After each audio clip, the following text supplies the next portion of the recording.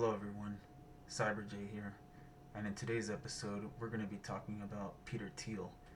But who is Peter Thiel? Some of you may not have heard of him. He's most famously known for one of the co-founders of PayPal with Elon Musk from X. Or as many of you lately see him as the one who mentored and paid for Vice President JDVANCE's college tuition. But how or what does that have to do with the connection with Palantir, aka Skynet?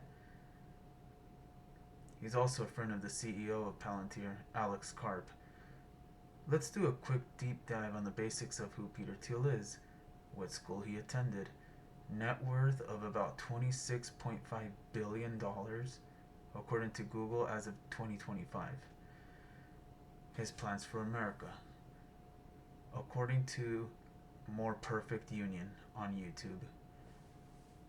Follow along. So again, let's watch this video from How Peter Thiel Got Rich, the classroom, featuring Second Thought, from A More Perfect Union. Subscribe to them. Great videos, great content. We all live in Peter Thiel's world. From business to technology to politics, he's used his massive wealth to shape society and control your life. And he wants even more power. In 2022, Thiel's investment in hand-picked far-right candidates, some of whom he nurtured for years, shaped the narrative for the entire election. JDVANCE will be the next Republican senator, a victory for Peter Thiel, who spent millions backing JDVANCE. But Thiel wasn't all... He's now the vice president. He's President Trump's vice president now. always on top of the world. In 1996, Peter Thiel was lost, a law school graduate and the author of a middling book on the dangers of diversity. The problems of racism, sexism, other forms of oppression have been vastly exaggerated. But then he found something: venture capital. In just a few short years, Thiel took $1 million investment from friends and family and created a massive amount of wealth for himself. Lots of tech founders say they're going to change the world. It's a big part of the VC shtick. But Thiel is different. Our goal was nothing less than to replace the US dollar by creating a new digital currency. For him, it wasn't about making a pitch sound good to investors. It was about using the philosophy of venture capital investing to forcibly shape the world to his liking. And the world Peter Thiel wants to create is chilling and rooted in VC philosophy. Monopolization, anti-democratic ideology, and absolute power for corporations over American working people. This is The Classroom from More Perfect Union, and today we're looking at how Peter Thiel got rich, and what it means for the rest of us. Growing up, Peter Thiel was like a classic nerd trope, obsessed with D&D and sci-fi. Not just Star Wars and Star Trek, but the real stuff: Clark, Asimov, Heinlein. He was a chess star, and the head of the math team. Thiel's good grades and familial wealth earned him a spot at Stanford University, for undergrad and law school, where he got into his first venture, an alternative student newspaper aimed at conservatives, the Stanford Review. The publication was Thiel's response to what he perceived as a takeover by the politically correct. It seemed designed to offend, calling the school's sexual assault regulations too strict, excoriating diversity initiatives, and attacking anything that questioned Western culture. The Review was the beginning of Thiel's later network. Many of the students who wrote for or staffed the far-right newspaper would end up as Thiel's future business partners. Stanford is also where Thiel was introduced to philosopher and professor René Girard, who influenced Thiel's worldview. Girard wrote about how humans intently imitate each other, and how that holds society back. He specifically pointed to humans' competitive nature holding back scientific and technological progress. Thiel really connected with this viewpoint, and it fueled his belief that monopolies are actually a good thing. If you're a startup, you want to get to monopoly. You're starting a new company, you want to get to monopoly. Before graduating, Thiel wrote one last op-ed for the Review, where he said that the PC alternative to greed is not personal fulfillment or happiness, but anger at and envy of people who are doing something more worthwhile. So what was more worthwhile to Thiel? For those of you that don't know, we need competition in America. It's not good to have monopolies. That's why prices stay high. With competition, prices can go down and be more competitive. You also create more jobs that way. The money business. Peter joined up with a few young engineers building a new way to send payment digitally, pretty revolutionary in the late 90s. The company started as Confinity, a play on infinite confidence.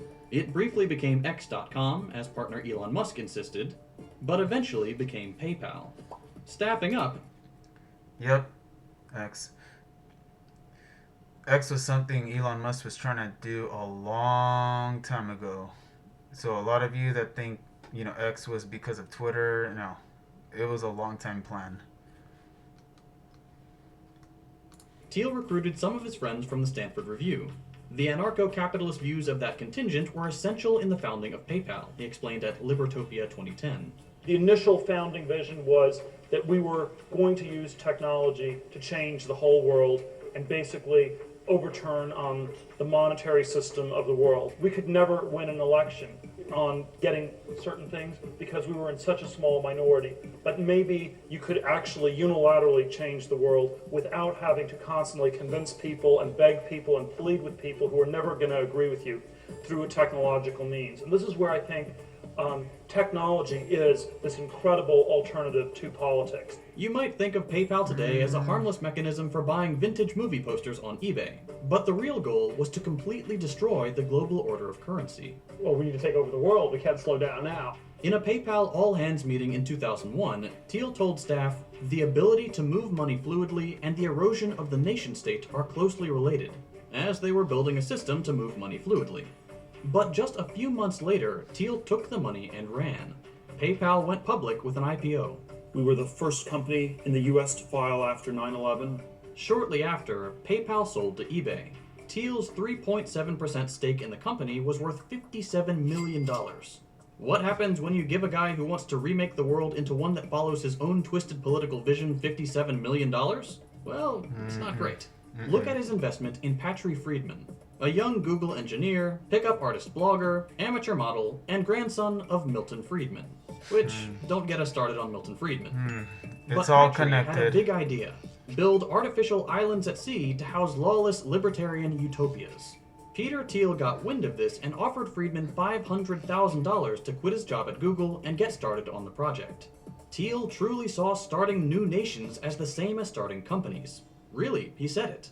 Just like there's a room for starting new companies, because not all existing companies solve all the problems we need to solve, I think there should also be some room for trying to start new countries, new governments. But starting countries is difficult. What if you start over in a new country, some African country with a few $1 billion and build it from the ground up?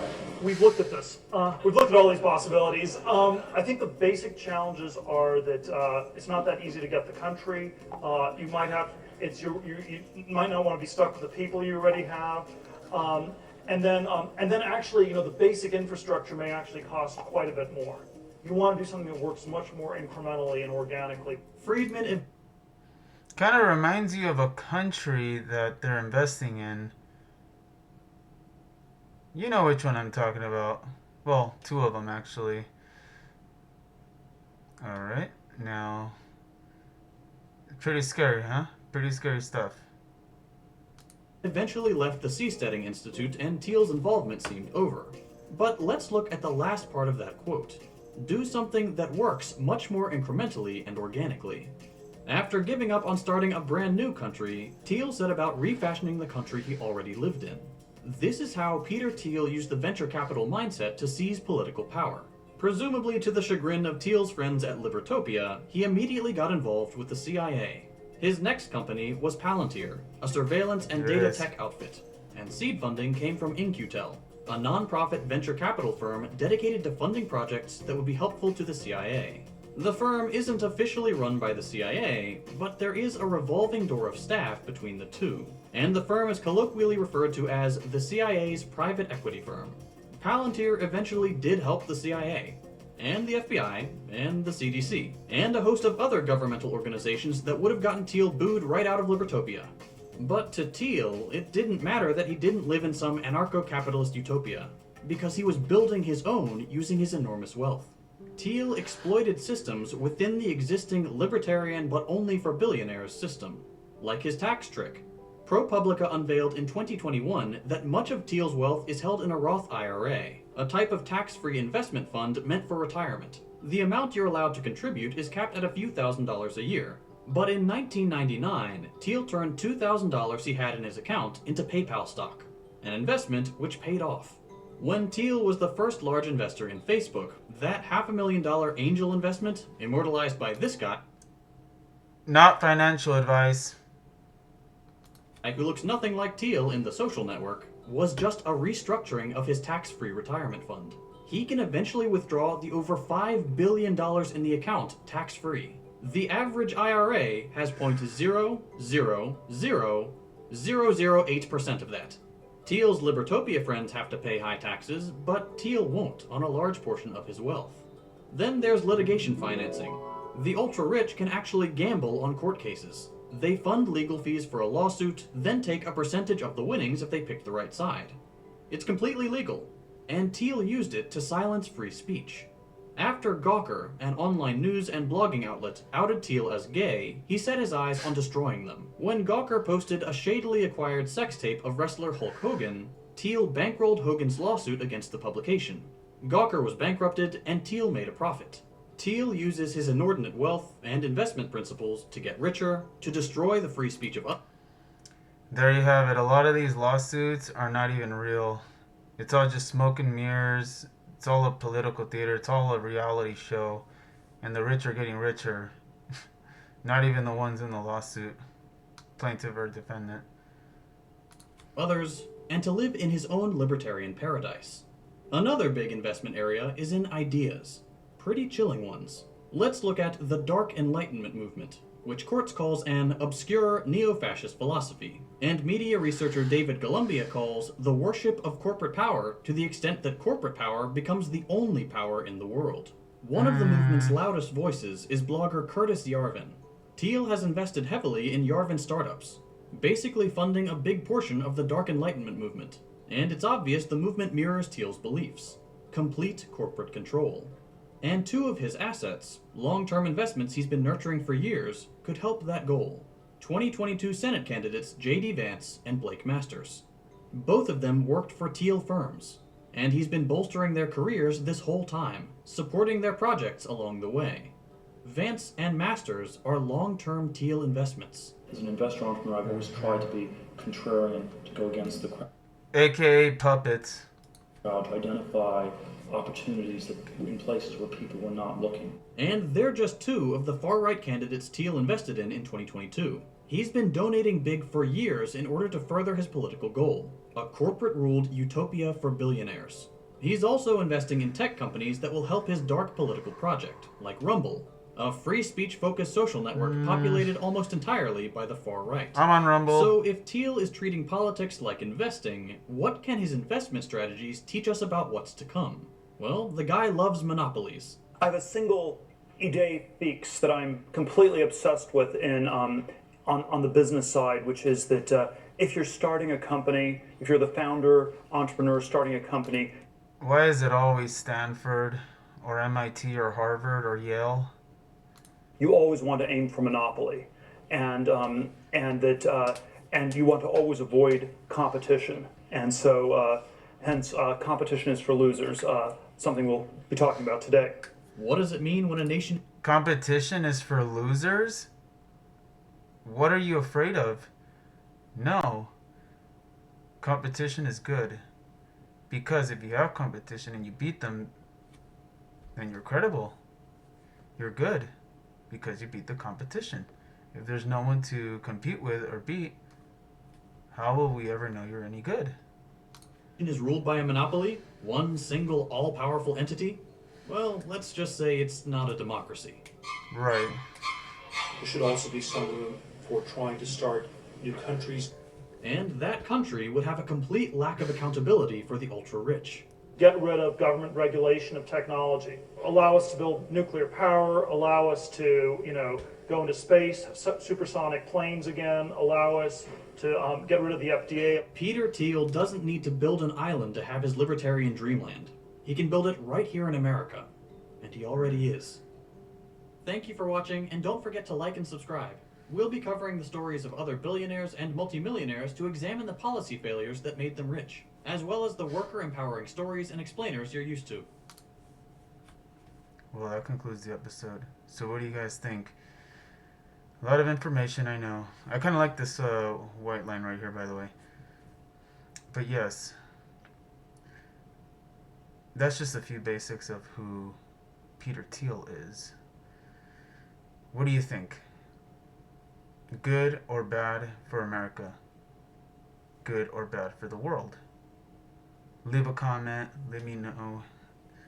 Follow, subscribe, reshare, and all opinion, but up to you to translate it and interpret it however you want. I let you make the decisions. XYBERJAE out.